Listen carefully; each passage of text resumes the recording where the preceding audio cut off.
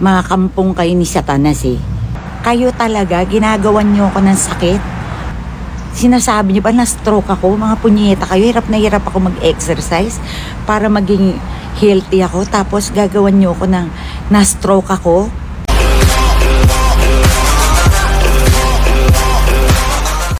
Uminit ang ulo ng comedy queen ay de las Alas nang makarating sa kanya ang impormasyon na may gumagamit sa kanya na isang organic health drink para makapagbenta ng produkto. Pinalalabas pa ng fake ads na ito na merong diabetes, liver failure at heart failure at na-stroke pa ang komedyana at gumaling sa pag-inom ng nasabing produkto. Ginamit pa nito ang mga larawan ni Ai na nakaratay sa ospital para mas maging kapani-paniwala ang fake ads. Mababasa pa ang napakadelikado. Ako ay halos 60 taong gulang sa taong ito.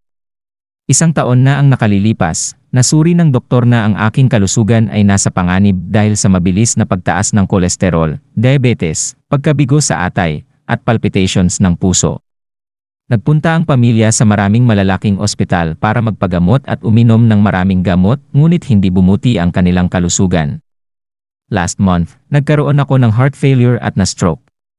Napansin ng doktor na lumalala ang sakit ko, buti na lang nagamot agad ako, kung hindi, baka nakakamatay. Matapos ma-discharge mula sa ospital, pinayuhan ako ng doktor na uminom ng Japanese barley grass powder araw-araw, at nangako na pagkatapos ng tuloy-tuloy na pag-inom nito sa loob ng 2 buwan, gagaling ako. Samantala idiniin ni Ai na isa lamang itong fake advertisement, at hindi totoong nagkasakit siya or na-stroke, edited lamang ang mga inilabas na larawan at mga video. Anya nagpapakahirap siyang mag-ehersisyo para mapanatiling maayos ang kanyang kalusugan at palalabasin lang ng ilan na meron siyang malalang sakit. Ang mga larawang ipinakita na kuha sa ospital ay mula sa kanyang serye sa Kapuso Network na Racing Mamay. Bukod kay Ai ay ginamit din sa fake ads na ito sila Doc Willie Ong, Bea Alonzo, Dimples Romana, Dr. Vicky Bello, Jessie Mendiola, Erich Gonzalez, Sharon Cuneta, Sunshine Cruz at Heart Evangelista. Samantala narito panoorin ang sinasabi ni Ai na fake ads at hinikayat ang publiko na i-report ito para hindi na makapangloko pa ng tao. Wala sa panganib si Ai de las Alas matapos ang mahabang pakikipaglaban sa sakit. Si Ai de las Alas ay may diabetes, liver failure at heart failure. Sa loob lamang ng 2 buwan pagkatapos ng pagtuklas, ang aking kalusugan ay lubhang mapanganib na nakakaapekto sa aking buhay, ang aking katawan ay payat at mahina. Pagkatapos ng mahabang panahon ng paggamot, at patuloy na paggamit ng Nevitas wheatgrass powder ni Doc Willie Ong ipinakilala, gamit ang Ai de las Alas 2 beses sa isang araw, ang kanyang kalusugan ay bumuti ng husto. Pagkatapos ng halos 2 taon, ang kanyang kalusugan ay naging matatag, ang kanyang mga tagapagpahiwatig ng kalusugan ay ganap na normal. Ayon kay Doc Willie Ong, mas maganda, wala pang cancer, lalo na sa kababaihan, wala pang breast cancer, kain na tayo ng... Mas okay ang for cancer prevention habang wala pa yung sakit kaysa yung may sakit na. Bukod dito, para sa mata, anti-aging, pampaganda ng kulay. Kita mo naman yung kulay nito. Gaganda pag dumi nyo dito. Kung meron kayong almoranas, fissure sa puwet, yung masakit pag dumudumi. Ito po, gaganda dumi nyo, very smooth, hindi magagasgas yung bituka puwet natin. Ito, mas healthy po siya. Yan, oh. Okay lang buto, walang problema. May isang medical study na nagbibigay ito ng fiber, mineral, calcium, potassium, magnesium at vitamins para makapagpapayat, makatanggal ng toxins at mga nakabara sa liver. Mababawasan din ang sobrang taba sa katawan at makokontrol ang blood sugar. Walang calories, asukal at mayaman sa fiber. Pwedeng-pwede sa mga obese at may diabetes. Iwasan ng pagbili ng fake na goods at umorder sa website na andito para makakuha ng 40%.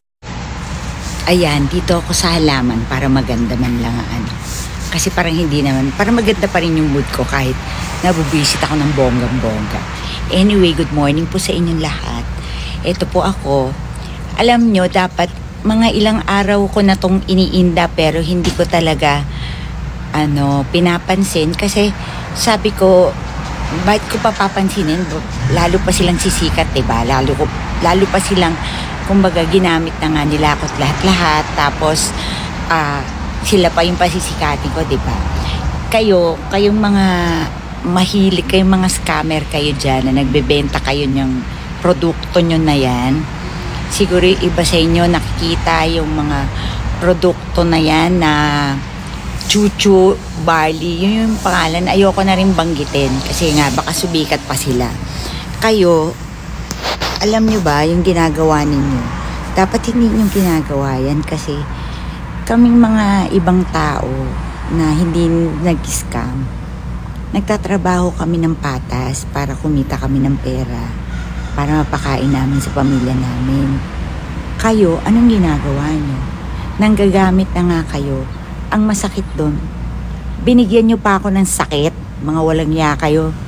Sinabi nyo pa, yung ate ko nag-text sa akin, sabi daw ng mga kaibigan niya, pati yung mga balai ko, akala may sakit ako. Mga walang ya kayo, buwisit kayo talaga eh.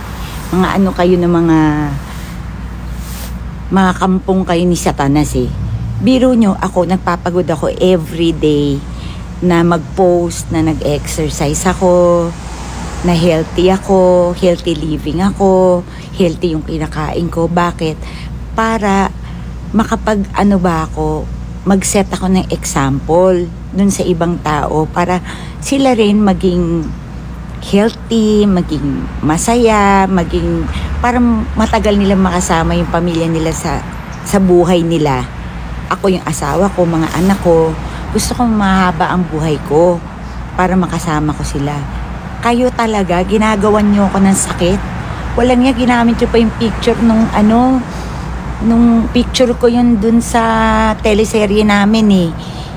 Yung Racing Mamay na may sakit ako sa ospital. Mga walang ya kayo, yun pa yung talagang ginamit nyo para makapagbenta kayo niyang tinitinda nyong produkto. Sinasabi niyo ba na-stroke ako? Mga punyeta kayo, hirap na hirap ako mag-exercise para maging healthy ako. Tapos gagawan niyo ako ng na-stroke ako. Diyos ko dahi, anong klaseng tao ba kayo? Mariosep, alam niyo ba yung ginagawa niyo? Masakit ang karma, mga ate, mga kuya. Kaya kung ako sa inyo, tanggalin niyo na yan. Huwag niyo na kaming gamitin dyan sa mga produkto niyo na yan. Nako, masakit ang karma. Baka mamaya yung pamilya nyo ang totoong magkasakit. Grabe kayo, ano ba yan? Sobra naman na yan. Pero in fairness, saka-lipstick ako ng pink ha. Hindi, pero seriously, alam nyo, tigilan nyo na yan. Hindi maganda. Lumabang kayo ng pata sa buhay. Magbenta kayo. Pwede naman eh. Alam nyo kung hindi kayo ganyan, baka tulungan ko ba nga kayo eh, na alam niyo, bilhin niyo tong produkto na to kasi maganda to, ganyan-ganyan. Pero dahil ganyan kayo, sasabihin ko dun sa mga nagmamahal at followers ko, wag na wag kayong bibili dyan sa produkto na yan na Chuchu Barley ang pangalan. Basta ayokong banggitin yung pangalan nila. Wag kayong bibili niya kasi manluloko yung mga nagbebenta niyan. Tingnan niyo. Tingnan na maganda yung halaman.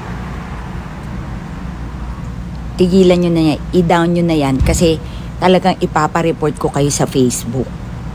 Actually, nireport ko na kayo, tsaka ire-report ko pa rin kayo hanggang sa mawala na kayo dyan sa Facebook ng tuluyan. Ang bad nyo. Huwag ganun, te. Laban lang ng fair and honest. Maganda yung honest.